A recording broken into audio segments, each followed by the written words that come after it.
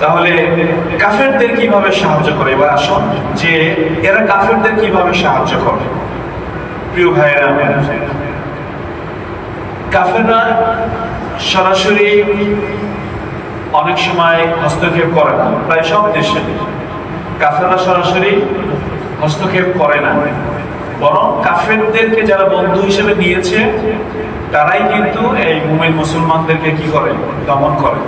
কাফেরদের আসার প্রয়োজন হয় না। এই যে যারা তাদেরকে বন্ধু হিসেবে গ্রহণ করেছে তারাই। যারা গণতন্ত্রী, মনে রাখতে হবে এরা শরিয়া বিরোধী। গণতন্ত্রী মানেই কি? শরিয়া বিরোধী। যারা গণতন্ত্রকে সাপোর্ট করে এরাও শরিয়া বিরোধী। কারণ এরা যদি শরিয়া চাইতো তাহলে গণতন্ত্রকে এরা সমর্থন করতো না। বুঝতে পারতেছেন আমার কথা? কেউ যদি শরিয়া চায় সে কখনোই গণতন্ত্রকে সাপোর্ট করবে না। আর যে সমস্ত দলগুলো গণতান্ত্রিক এরা শরিয়া চায় না, এরা শরিয়া চাইলে এরা এদের এই দলগুলো কি করে দিত? ভেঙে দিত। এখন বলতে পারে যে গণতন্ত্র তো আমরা যদি শরিয়া প্রতিষ্ঠা করতে চাই তাহলে কাফেররা তো আমাদের সাথে সরাসরি যুদ্ধ করবে। এটা বাস্তব। যদি সব মুসলমান আমরা ভালো হয়ে যাই, খাঁটি মুসলমান হয়ে যাই, নিজেরা নিজেদেরকে দমন না করি, তাহলে তো কাফেররা সরাসরি আমাদের উপরে আসবে। কারণ ওরা তো এটা প্রতিষ্ঠা হতে দিবে না, পশ্চিমকালেও দিবে না। তাহলে অবশ্যই আমাদেরকে কি করতে হবে? কাফেরদের চেয়ে শক্তিশালী হওয়া লাগবে। প্রিয় হাজির, এই শক্তিশালী যারা মুমিন তাদের পক্ষে থাকেন কে? আল্লাহ। যুদ্ধে কখনো সামরিক সক্ষমতা দিয়ে বিজয় হয় না। সামরিক সক্ষমতা প্রয়োজন, বাট এইগুলো উপকরণ দিয়ে কিন্তু বিজয় আসে না। বিজয় আসে কার মাধ্যমে? আল্লাহর সাহায্যের মাধ্যমে। সুবহানাল্লাহ। আমরা যদি মুমিন হয়ে যাই, আল্লাহ আমাদের হাত দিয়ে লাঞ্ছিত করবেন কাদেরকে? কাফেরদেরকে। এর প্রমাণ হলো আফগানিস্তান। প্রমাণ কি? আফগানিস্তান। আফগানিস্তানে তারা অটল অবিচল ছিলেন দীর্ঘ সময়। লক্ষ লক্ষ লক্ষ লক্ষ মা, মহিলা, শিশু, মানুষ, সাধারণ নাগরিক তাদের শহীদের বিনিময়ে আল্লাহ তাআলা সেই দেশে শহীদ কায়েম করে দিয়েছেন। সুবহানাল্লাহ।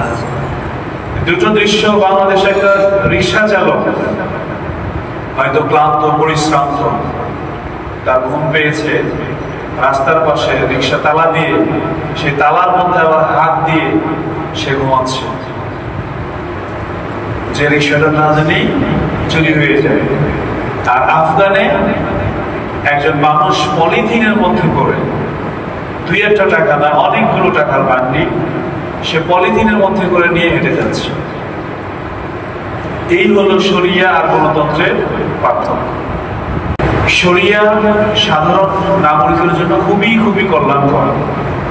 রাসূল সাল্লাল্লাহু আলাইহি ওয়াসাল্লাম বলেছেন যে ক্ষমতার জন্য লালায়িত তাকে ক্ষমতা দিও না। তো গণতন্ত্রে কিন্তু কেউ শরিয়াতে কিন্তু কেউ ক্ষমতার জন্য লালায়িত থাকে না, তারা পালাতে চায়। ওমর রাদিয়াল্লাহু তাআলার ঘটনায় কেউ গভর্নর হবে না। উনি যখন খলিফা হলেন, খলিফা হওয়ার পরে খলিফাও সিলেকশন, গভর্নর গুলো কি সিলেকশন, নো ইলেকশন, কোন নির্বাচন নাই। অধিক লোকের মতামতের ভিত্তিতে হলে হয় না। তো খলিফা যাকে ইচ্ছে তাকে মন্ত্রী বানাই দিবেন, একক সিদ্ধান্ত, কারো পরামর্শ নিতে পারে। তো ধরেন বাংলাদেশের 64 জেলা, খলিফা হওয়ার পরে এখন 64 জেলায় 64 জন ডিসি লাগবে। উনি এভাবে বলতেছেন তুমি ওই জেলে যাও, সে পালাইতেছে যে আমি পারবো না। তখন উনি বলছে যে তোমরা সবাই কি আমার উপর ছেড়ে দিয়ে পালাবে? এটা কখনোই না, এটা হবে না। জোর করে তাদেরকে কি করে দিয়েছেন? দায়িত্ব চাপিয়ে দিয়েছে। আর আমরা দায়িত্বের জন্য তো নির্বাচনের আগে দাঁড়িয়ে দাঁড়িয়ে যায়, এরপরে ভোট কেন্দ্রে যখন দেখে যে পাল্লা অন্যদিকে যাচ্ছে শুরু করে হত্যাকাণ্ড। একজন মেম্বার প্রার্থীও বাংলাদেশে অসংখ্য ঘটনা আছে যে ইউপি নির্বাচনের ক্ষেত্রেও প্রায় 100-র উপরে মানুষকে কি করা হয়েছে? হত্যা করা হয়েছে। তো আমরা তাদেরকে সাপোর্ট দেওয়ার অর্থই হলো আমরা তাদেরই সেটা আল্লাহ বলতেছেন وَقَدْ نَزَّلَ عَلَيْكُمْ فِي الْكِتَابِ أَنْ إِذَا سَمِعْتُمْ آيَاتِ اللَّهِ يُكْفَرُ بِهَا وَيُسْتَهْزَأُ بِهَا فَلَا تَقْعُدُوا مَعَهُمْ حَتَّى ইয়াখুদু ফি হাদিসিন গায়রি। আল্লাহ বলেন যে আল্লাহ কিতাবে তোমাদের জন্য নাযিল করেছেন যে তোমরা যদি শোনো, কেউ আল্লাহর সাথে, আল্লাহর আয়াতের সাথে কোরআনের সাথে কি কথা অপরমূলক কথাবার্তা বলছে এবং কোরআনকে তুচ্ছ তাচ্ছিল্য করছে, তাহলে তাদের কাছে বসবে না যতক্ষণ না তারা ওই প্রসঙ্গ বাদ দেয়। এরপরে যদি তোমরা তাদের সাথে থাকো, কোরআনকে তিরস্কার করতেছে, নবীজিকে তিরস্কার করতেছে, শরিয়াকে তিরস্কার করতেছে, এরপরেও যদি তোমরা তাদের সাথে থাকো, তাহলে আল্লাহ বলছেন নিশ্চয় তোমরাও তাদের মতো, তোমরাও কি তাদের মতো। ইন্নাল্লাহা জামিউল মুনাফিকিনা ওয়াল কাফিরিনা ফি জাহান্নাম জামিয়া। নিশ্চয় আল্লাহ সমস্ত মুনাফিক এবং কাফেরদেরকে জাহান্নামে একত্রিত করবেন। আজকে যারা কাফেরদের পক্ষ অবলম্বন করতেছে, আজকে যারা হকপন্থী মুমিন মুসলমানের বিপক্ষ অবলম্বন করতেছে, এরা হলো মুনাফিক মুসলমান। আল্লাহ তাআলা এদেরকে কাফেরদের সাথেই জাহান্নামে কি করবেন? একত্রিত করবেন। অন্য আরেক জায়গায় আসছে, অসংখ্য জায়গায় প্রায় এই বিষয়টা আসছে, যারা আল্লাহ বলছেন তোমরা কাফেরদের বন্ধু হিসেবে গ্রহণ করিও না। যারা তাদের বন্ধু হিসেবে গ্রহণ করবে তারা তাদেরই একজন। আজকে আমি যেটা বললাম এটা অস্বীকার করার কোনো উপায় নাই। যারা গণতন্ত্রী অসংখ্য, এদের পার্সেন্টেজ কিন্তু বেশি। আপনি যদি বড় বড় যে দলগুলো আছে, জেনারেল ডেমোক্রেসি, ইসলামের নামে যারা গণতন্ত্র করতেছে, এটা কখনোই সাকসেস হবে না, কখনোই হবে না, কখনোই এই নির্বাচনিক পদ্ধতিতে কখনোই শরিয়া প্রতিষ্ঠা হবে না। এটা একটা ভুল পথ, কাফেরদের পদ্ধতি নিয়ে তারা চলতেছে। কিন্তু তাদের উদ্দেশ্য ভালো। তাদের উদ্দেশ্য কি? ভালো, তাদের উদ্দেশ্য ভালো, বাট তারা আসলে হয়তো দেশের কল্যাণ হবে, কিন্তু আশাটা দুরূহ এক, বা কোনো কারণ মনে যদি আসে তাহলে তারা শরিয়া প্রতিষ্ঠা করতে পারবে না। যেটা হয়েছে আপনারা জানেন, মিশরে বর্ষি এককভাবে 50-এর অধিক ভোট পেয়ে এককভাবে, এমন না যে বিভিন্ন মানুষের সহযোগিতা দিচ্ছে, অন্য পার্টিকে অ্যাড করে দিচ্ছে, এককভাবেই তারা কি করছে, প্রায় 52% না 54% ভোট পেয়েও কিন্তু তারা শরিয়া প্রতিষ্ঠা করতে পারে না। বরঞ্চ মোরসিকে কি করতে হয়েছে? জেলখানায় নির্মমভাবে তাকে নিহত হতে হয়েছে। এটাই বাস্তব। কারণ কাফেররা ততক্ষণ পর্যন্ত শরিয়া প্রতিষ্ঠা হতে দিবে না যতক্ষণ না তাদের সাথে টক্কর দেওয়ার মতো ক্ষমতা থাকবে। এছাড়া সম্ভব নয়, আদৌ সম্ভব নয়।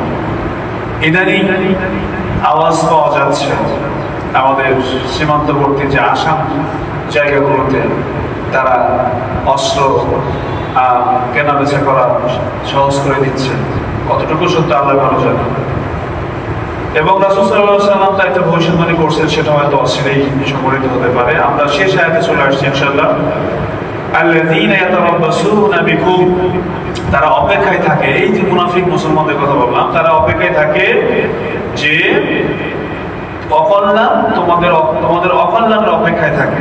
সবসময় চিন্তা করে মুসলমানদের অকল্যাণ কিভাবে হয়। যখন মুসলমানরা বিজয়ী হয় তখন বলে আমরা তোমাদের সাথে ছিলাম।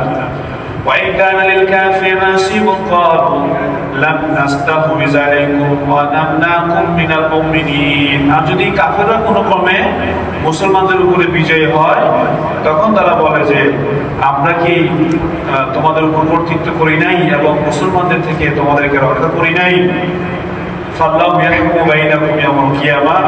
কিয়ামতের দিন তোমাদের মধ্যে বিচার করবেন। এবং জন্য মুমিনদের উপর কোনো পথ রাখবেন না, অর্থাৎ কাফেররা মুমিনদের উপরে কোনো কিছু করতে পারবে না। প্রিয় হাজিরিন, তাহলে এখানে সাবস্টেন্স হলো আমরা আসলে কোন শ্রেণীতে আছি। গুরুত্বপূর্ণ একটি বিষয় যে আমরা কি খাঁটি মুসলিম নাকি আমরা মুনাফিক মুসলিম। আমরা যদি আপনার ইসলাম মুসলিম দাবি করার পরে আমরা যদি আল্লাহ তাআলার বিধিবিধান রাসূল সাল্লাল্লাহু আলাইহি ওয়াসাল্লামের সুন্নাহর বিরুদ্ধাচরণ করি, এই বিরুদ্ধাচরণ কিভাবে করি? আমরা বলছি যে এরা কোরআন পড়াবে না, কোরআনকে ফেলে দিবে না, কি করবে? যারা কোরআনকে সত্যিকার অর্থে বহন করে তাদের বিরোধিতা করবে। তাদের কি করবে? বিরোধিতা করবে। বাংলাদেশে নাই এমন না, বাংলাদেশে 2% হলেও বা 5% হলেও মানুষ আছে যারা শরিয়া চায়। কি চায়? শরিয়া চায়। আর বলে সাধারণ মুসলমান সবাই চায়, কিন্তু এদের দিল মন কাদের সাথে? গণতন্ত্রের সাথে। এদের দিল কাদের সাথে? 500 টাকা দিলেই সে তার ইমানকে ভুলে যায়, সে যায় সিলভারে আসে, মানব রচিত আইন তৈরি করার ম্যান্ডেট দিয়ে আসে। তো এদের কথা বাদ। তো আমাদের যদি আমরা খাঁটি মুসলিম হতে চাই, তাহলে আমাদের ইমান আনার পরে কুফরি করা যাবে না। যারা এন্টি ইসলাম তাদেরকে সমর্থন করা যাবে না। এন্টি ইসলামিক যারা, ইসলাম বিরোধী যারা, তাদেরকে কি করা যাবে না? সমর্থন করা যাবে না। আর একটা কথা মনে রাখবেন যে কাফেররাও খুব ভালো করেই জানে যে গণতান্ত্রিক যে মুসলিমগুলো, এগুলো আমাদের পথে বাধা নয়। এগুলো আমাদের পথে কি নয়? বাধা নয়। গণতান্ত্রিক মুসলিম আমাদের পথে বাধা নয়। তাদের পথে বাধা হলো এই খাঁটি মুসলিম যারা, এরাই হলো তাদের পথে বাধা।